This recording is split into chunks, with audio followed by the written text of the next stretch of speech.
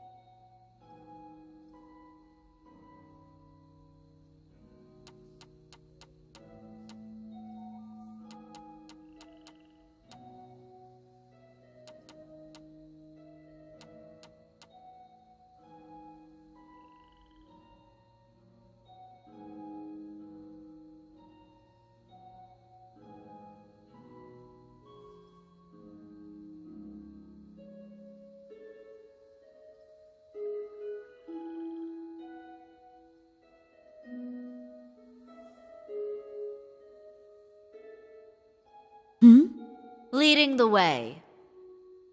Quickly and quietly. Oh?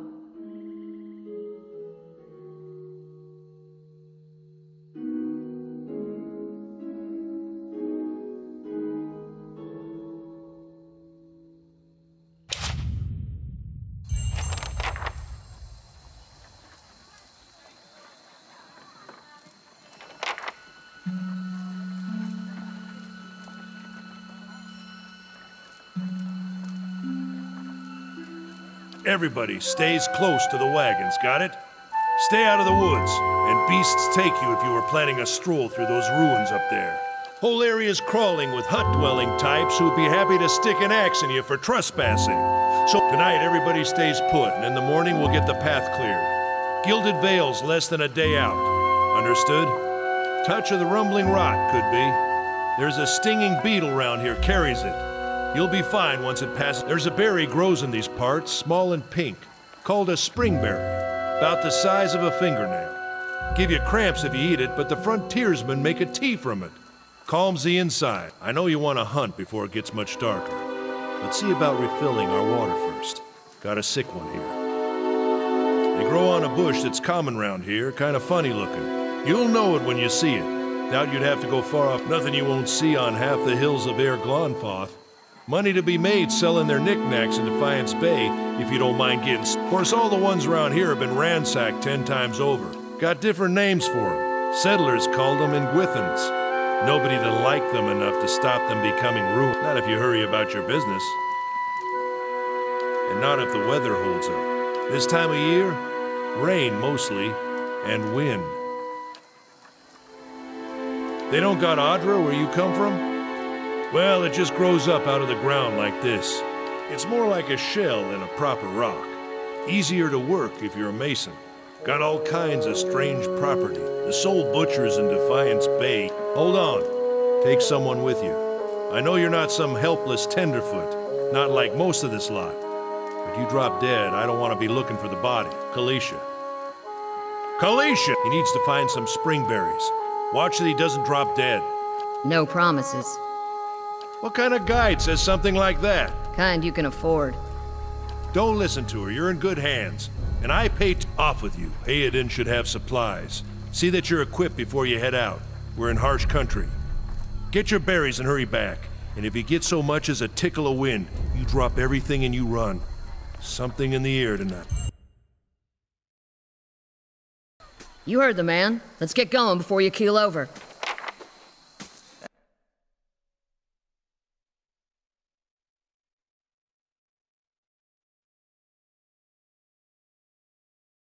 Anyone need supplies? I've got some. Brought a whole wagon full of goods to sell, but not enough shirts for the road. Say, is there anything you need? I've got some basic trap.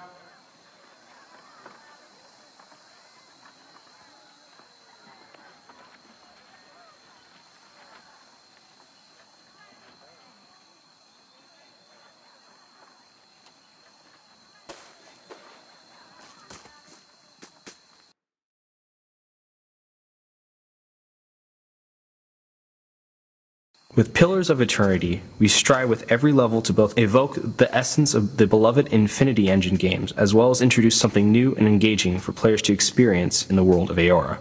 The Caravan Encampment was no exception to this goal. As the introduction area and the first impression of Aora has to offer, it really needed to speak to the player from the get-go. Keeping in mind this principle, we needed to begin the game with an image that instilled simultaneously the feeling of adventure players may be familiar with from a Dungeons & Dragons setting, while introducing them to our own unique world. The idea of a caravan huddled around a flickering campfire both seemed familiar and befitting as the humble beginnings to a grand adventure. By setting the scene before a large ancient ruin with peculiar stone-like objects growing from the ground, we felt this would introduce them to some of the key landmarks of the Dyrwood. Another principle in our design was non-linearity. Pillars of Eternity is a game about choice and consequence. We didn't want our introduction to feel like an entirely guided experience, so we opted to keep the flow of the level pretty open to exploration. Once the player has finished speaking with Odema, they are free to wander around the immediate area and examine their surroundings, even find clues that foreshadow their inevitable ambush, a situation that very quickly teaches the player the concept of consequence in our world.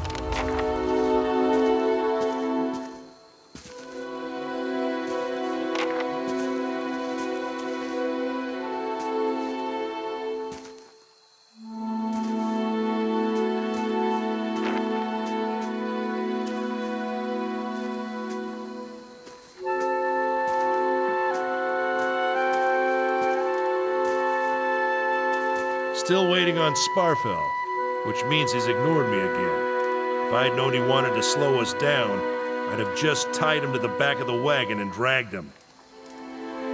I'm sorry, you want your water, you better go find him. He's got all the skins. Shit, come on, let's go look for him. I can get it to spill its secrets.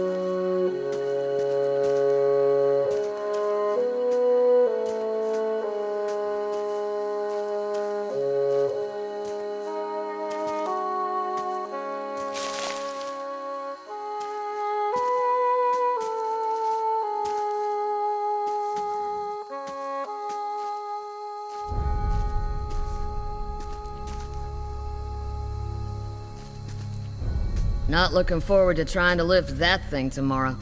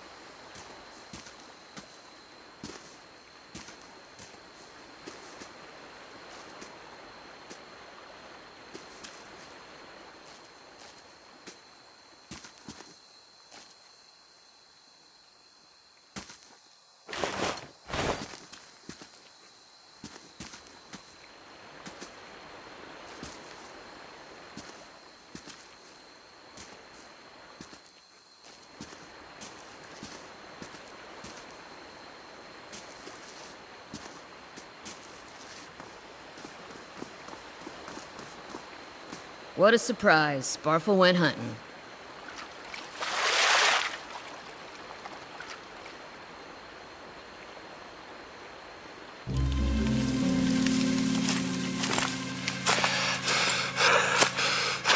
Sparfell? Are you all right?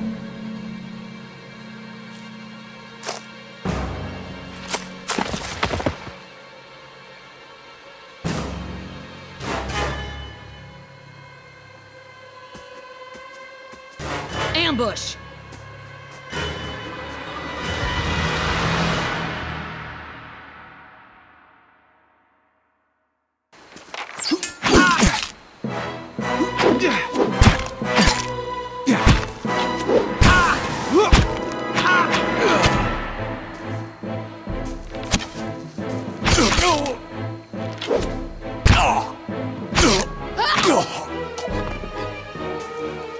Come on, we have to get back to camp.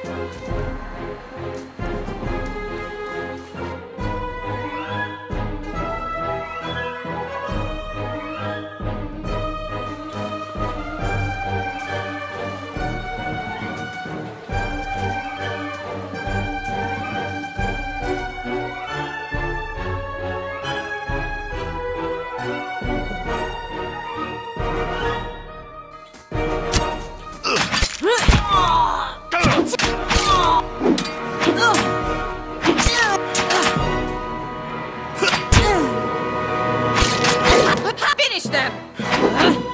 Let us... Let us finish them!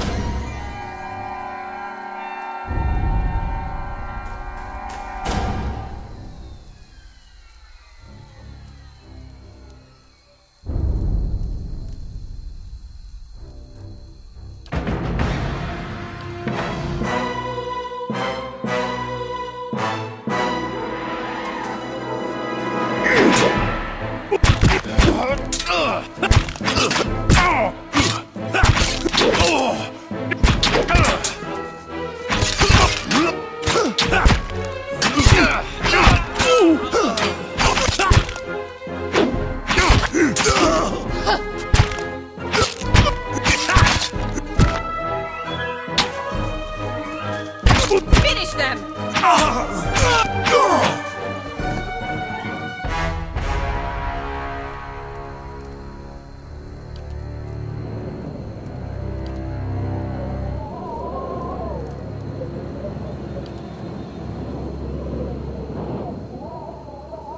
Get inside!